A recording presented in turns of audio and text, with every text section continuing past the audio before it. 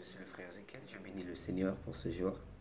Ce jour pour le monde, c'est un jour au souvenir des morts, des êtres qui nous ont quittés.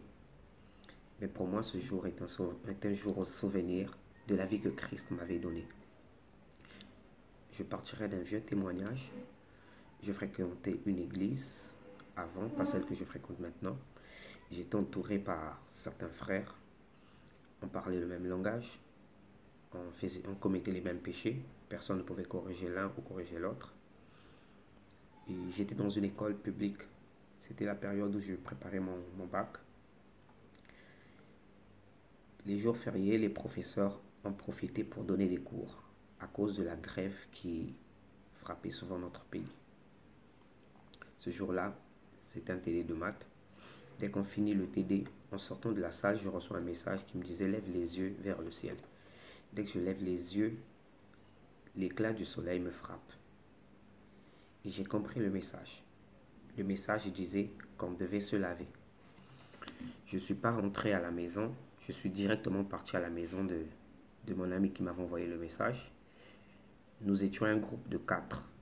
Il y avait 2 frères de sang et le reste, nous étions des frères dans la foi.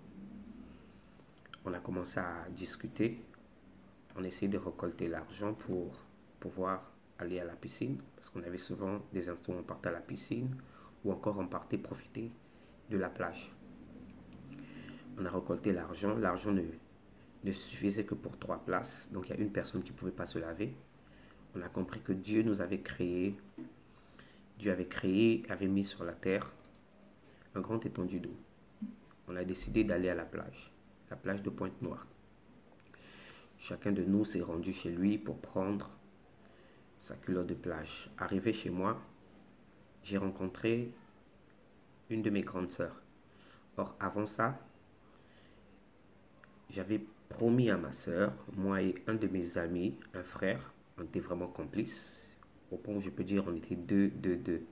Donc, des 2 frères de sang, chacun avait un ami auquel il était attaché. Et moi, j'étais attaché à un avec lequel on avait la même taille. On avait promis d'aller à leur église. Leur église avait organisé un moment de la jeunesse pour pouvoir occuper les jeunes. Les jeunes qui n'iront pas au cimetière pour désherber, qui n'iront pas faire ce que le monde fait. Arrivé là, elle sait quand je suis sur le point de faire quelque chose. Je suis beaucoup plein de force, plein de motivation. Elle m'a demandé où est-ce que tu vas. J'ai dit, il faudrait qu'on se lave. Il faudrait que ce jour, tu te laves parce que si tu ne te laves pas, la peau va sécher. J'ai utilisé tous les mots que j'avais pour pouvoir le convaincre. Elle m'a juste dit, vous risquerez de vous noyer. Je lui ai dit, l'eau, c'est comme le vent. Si tu veux, tu te laisses emporter. Si tu veux, tu contrôles tout. Et on s'est tous rassemblés. Chacun avait sa culotte de plage. On a pris un taxi. Nous nous sommes rendus à la plage de Pointe-Noire. Arrivé à la plage de Pointe-Noire, un des amis du frère qui était ami avec moi, donc ils étaient 2 qui étaient lancés, et nous 2 avec un autre, nous étions courts de taille. Le plus élancé, dès qu'il sort du taxi, il court rapidement, en courant, il enlève son pantalon, il reste en culotte de plage, il saute dans l'eau, il ressort, il dit, j'ai purifié l'eau. Vu que tous, nous étions frères d'une église, donc on croyait au Seigneur, mais on ne suivait pas totalement les instructions du Seigneur, s'il faut le dire.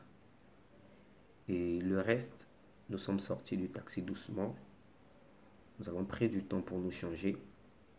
Or, avec le complice dont on avait la même taille, on avait discuté sur un fait que lui, il avait entendu. Il avait entendu que le 1er novembre, il y a souvent des revenants. Encore dit des personnes qui étaient mortes, mais qui reviennent à la vie, parfois dans des boîtes de nuit, dans des lieux païens. Et ce frère-là m'a dit, il faudrait qu'on voie une revenante.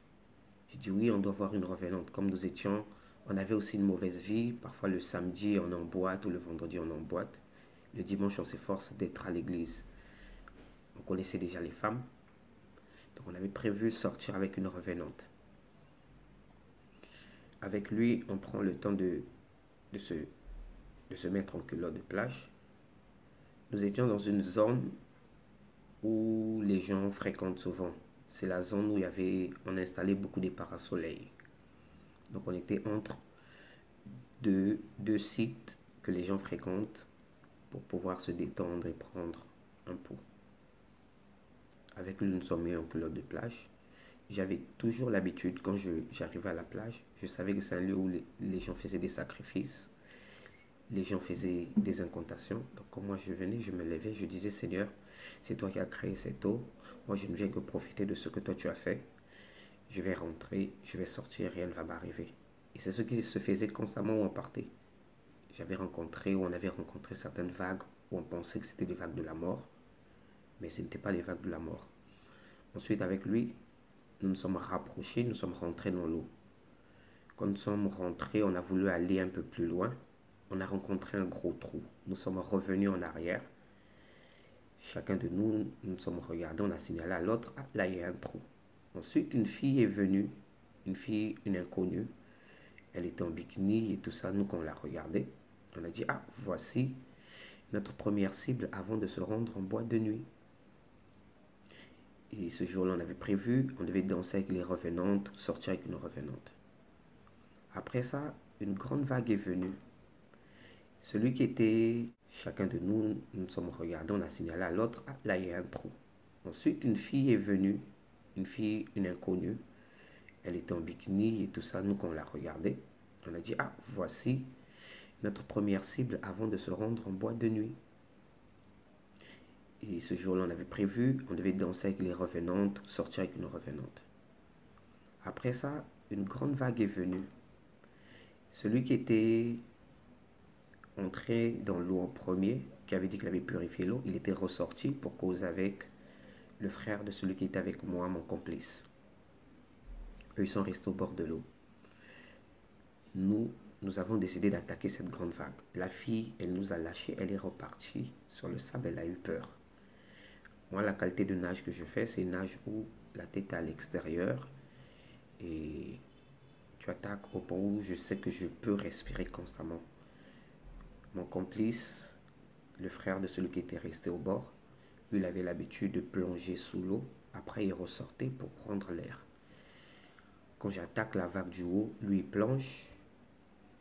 Là où la vague nous a ramenés, nous n'étions jamais arrivés là-bas depuis qu'on était nés et depuis qu'on fréquentait la plage de Pointe-Noire. Je n'avais pas peur parce que je savais que j'avais des notions de nage. Je flottais, mais mon collègue n'avait pas vraiment des bonnes notions de nage au point où il se débattait. Je lui ai dit: dans l'eau, il ne faut pas se débattre, sinon tu vas perdre les notions de nage. Il faut garder l'esprit positif pour sortir. Et j'ai essayé toutes les techniques de nage que je connaissais pour avancer. Bizarrement, je n'avançais pas. Je restais qu'au même point, au même lieu où l'eau nous avait ramenés.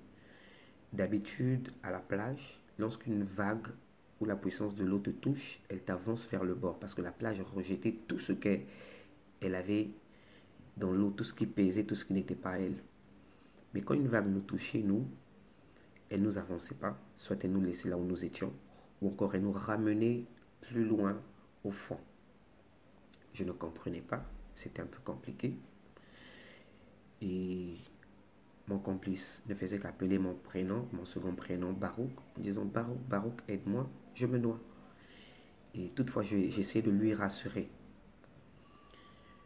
Après un certain moment, j'ai voulu l'aider à sortir. Je suis parti vers lui. Je lui ai dit: on va essayer quelque chose. Je l'ai pris de côté et j'ai commencé à attaquer l'eau pour atteindre le bord. On avançait. Une vague est venue. Ça nous a pris de plein fouet. Lui, il a paniqué. Il a commencé à m'enfoncer au fond de l'eau pour pouvoir être en surface. Moi, j'essayais de remonter. Je me rendais compte qu'il y avait un obstacle. Alors, je décide de plonger plus bas. Je ressors à côté de lui. Je lui dis: si ça continue, c'est pas l'eau qui va me tuer en premier, mais c'est toi qui vas me tuer. Calme-toi, nous allons sortir. J'avais une pensée positive. Je ne savais pas sur quoi. Dans l'eau de la plage, il y a des zones creuses il y a des zones plates. À cause des différentes vagues, ça déplace parfois le sable au point où ça le stocke d'un côté où ça devient plus plat et un autre côté devient creux. Je me suis retrouvé sur une zone plate. Je regardais toutes les personnes qui étaient au bord. J'avais l'impression que c'était des morts. Personne ne bougeait, personne n'indexait du doigt pour dire qu'il y a des gens qui se noient. Tout le monde était calme. Personne ne réagissait. Il y a eu un garçon avec sa planche de surf qui est venu non loin, je dirais à 5 mètres de nous. Mon ami est en train de l'appeler pour lui dire aide-moi. C'est comme s'il n'entendait pas mon ami. Il s'est retourné, il a attaqué la vague jusqu'à ce que lui aussi il est reparti au bord de l'eau et il s'est levé comme un mort en train de nous regarder. À cette époque-là, je ne touchais même pas le poisson parce que mon corps réagissait au poisson. J'ai dit, oh Seigneur, donc moi qui ne mange pas le poisson, aujourd'hui le poisson va me manger. Je voyais souvent les cadavres quand on sortait de l'eau, les yeux crevés, les lèvres bouffées. J'imaginais tout ce que le poisson allait me faire. J'ai repensé à toute la pagaille que j'ai faite dans mon passage au lycée, dans une école publique, en portant la tenue. En tant qu'élève, on faisait des pagailles pendant les veillées, pendant les grèves, des insultes qu'on prononçait contre les professeurs, contre les gens qui voulaient nous conseiller. J'ai pensé à ma vie d'hypocrite dans la marche du Seigneur. Je n'étais pas vrai avec le Seigneur. J'étais faux avec le Seigneur. J'étais faux avec moi-même.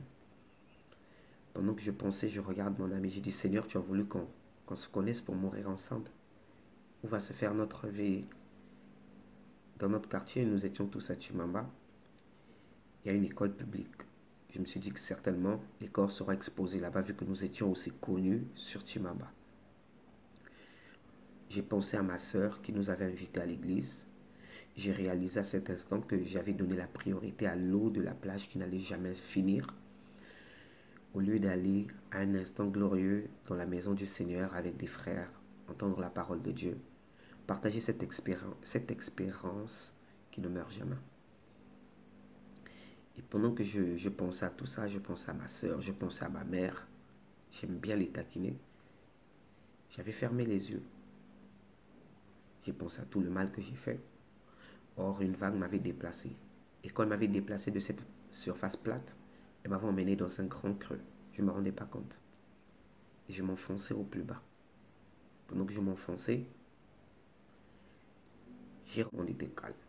Personne ne réagissait. Il y a eu un garçon avec sa planche de surf qui est venu non loin, je dirais à 5 mètres de nous. Mon ami est en train de l'appeler pour lui dire aide-moi. C'est comme s'il n'entendait pas mon ami. Il s'est retourné, il a attaqué la vague jusqu'à ce que lui aussi il est reparti au bord de l'eau et il s'est levé comme un mort en train de nous regarder. À cette époque-là, je ne touchais même pas le poisson parce que mon corps réagissait au poisson. J'ai dit, oh Seigneur, donc moi qui ne mange pas le poisson, aujourd'hui le poisson va me manger. Je voyais souvent les cadavres quand on sortait de l'eau, les yeux crevés, les lèvres bouffées. J'imaginais tout ce que le poisson allait me faire. J'ai repensé à toute la pagaille que j'ai faite dans mon passage au lycée, dans une école publique, en portant la tenue. En tant qu'élève, on faisait des pagailles pendant les veillées, pendant les grèves, des insultes qu'on prononçait contre les professeurs, contre les gens qui voulaient nous conseiller. J'ai pensé à ma vie d'hypocrite dans la marche du Seigneur. Je n'étais pas vrai avec le Seigneur. J'étais faux avec le Seigneur. J'étais faux avec moi-même. Pendant que je pensais, je regarde mon ami. J'ai dit, Seigneur, tu as voulu qu'on se connaisse pour mourir ensemble. Où va se faire notre vie? Dans notre quartier, nous étions tous à Chimamba. Il y a une école publique. Je me suis dit que certainement, les corps seraient exposés là-bas vu que nous étions aussi connus sur Chimamba. J'ai pensé à ma sœur qui nous avait invités à l'église. J'ai réalisé à cet instant que j'avais donné la priorité à l'eau de la plage qui n'allait jamais finir, au lieu d'aller à un instant glorieux dans la maison du Seigneur avec des frères, entendre la parole de Dieu, partager cette expérience qui ne meurt jamais. Et pendant que je pensais à tout ça, je pensais à ma soeur, je pensais à ma mère. J'aime bien les taquiner. J'avais fermé les yeux. J'ai pensé à tout le mal que j'ai fait. Or, une vague m'avait déplacé. Et quand elle m'avait déplacé de cette surface plate, elle m'avait emmené dans un grand creux. Je ne me rendais pas compte. Et je m'enfonçais au plus bas. Pendant que je m'enfonçais, j'ai ressenti un étouffement. Je me suis rendu compte que je manquais d'air. Alors j'ouvre les yeux. Quand j'ouvre les yeux, je me rends compte que je suis sous l'eau et que je coulais. J'ai dit, moi, je n'accepterai pas d'aller attendre la mort au fond de l'eau. Je vais me battre jusqu'au dernier souffle, mourir en dignité. J'ai commencé à secouer mes pieds pour remonter en surface, remonter en surface. J'ai ressenti l'eau agiter, ce qui venait à dire qu'une vague venait. La vague m'a pris par l'arrière, elle m'a avancé, chose qui ne se faisait pas. J'ai commencé aussi à nager, tout en oubliant que j'avais mon ami ou mon complice qui était là dans l'eau. Or, avant ça, excusez-moi, le plus élancé qui était rentré dans l'eau, en premier qui avait dit qu'il a purifié l'eau, il essayait de venir sauver mon complice qui était avec moi dans l'eau. Il a dépassé le premier trou, arrivé au deuxième trou, lui, il allait se noyer. Et quand il s'est débattu, il est ressorti. Le frère de celui qui était dehors se disait que tous nous étions en train de faire une comédie à l'intérieur là-bas. Celui qui avait dit qu'il avait purifié l'eau, il a commencé à s'inquiéter. Parce que lui, il est plus élancé. Combien de fois nous qui sommes au fond là-bas, qui sommes courts. Donc je reviens à ce que je disais. La vague m'a avancé, j'ai commencé à nager jusqu'à ce que je suis arrivé au bord de l'eau. Là où le sable est toujours mouillé, parce que les vagues les arrosent toujours. Je n'avais pas la force de quitter cette place-là pour atteindre le sable sec. Le frère de celui qui était resté, mon complice dans l'eau, et l'ami qui avait dit qu'il avait purifié l'eau, ils se sont rapprochés de moi. Ils ont dit, tu fais quoi, tu blagues? J'ai commencé à les signaler qu'on allait se noyer, que j'allais me noyer. Je leur ai demandé de signaler aux différents plongeurs qui sont dans la zone, leur dire qu'il y a quelqu'un dans l'eau là-bas qui se noie. Je leur ai dit, si moi je repars, j'aurai des crampes et ma force sont les pieds, je vais couler. Pendant que je parlais, les vagues venaient prendre, quand elles s'échouaient vers le bord, elles prenaient mes pieds, elles les balançaient un peu vers le sol. Après, quand elles repartaient, je sentais que ça me tirait. J'étais obligé de m'agripper sur le sable. J'ai pris la décision de ramper parce que je n'avais pas la force de marcher, pas la force de me lever. J'ai commencé à ramper. Pendant qu'on parlait du frère qui était dans l'eau, le frère de celui qui était dehors, mon complice, celui qui était dehors se décide d'aller chercher les plongeurs. Quand il se décide, on voit mon complice sortir de l'eau et il se lève, vu que lui, il n'a pas fourni d'effort dans l'eau. Il est sorti sur ses deux pieds, il est parti s'asseoir. Dès qu'il s'assoit, il a commencé à vomir. Je me suis souvenu que toutefois que j'essayais de lui rassurer, quand la vague venait me cogner, l'eau rentrait parfois dans ma bouche.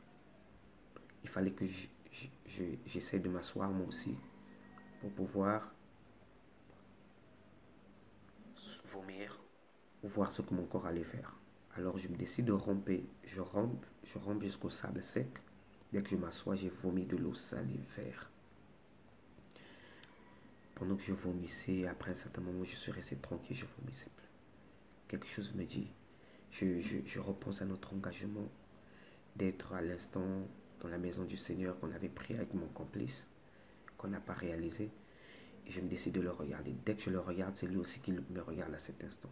Quand on se regarde, c'est cette pensée-là qui remplissait mon cœur. Donc, on est joué à la mort par la grâce du Seigneur. Et quand il est sorti, il s'est assis. Ensuite, moi aussi, je suis parti m'asseoir. J'ai commencé à vomir de l'eau vert salée. Nous nous sommes regardés. On a tous les deux pensé à notre engagement d'être dans la maison du Seigneur, d'écouter sa parole.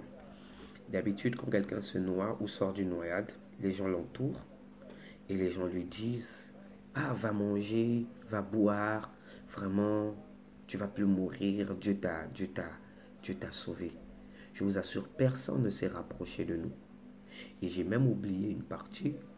Lorsque j'étais sur cette zone plate dans l'eau, je regardais toutes ces personnes-là qui ne bougeaient pas, n'indexaient pas du doigt, ne, ne s'inquiétaient même pas, mais ils nous regardaient juste. Je me suis souvenu de ce que mon complice m'avait dit. Ah, on doit danser avec des morts, on doit sortir avec des morts. Et en cette période, c'était plus l'artiste Arafat qui régnait. Or, avec mon complice, étant parfois dans les bois de nuit, on dansait.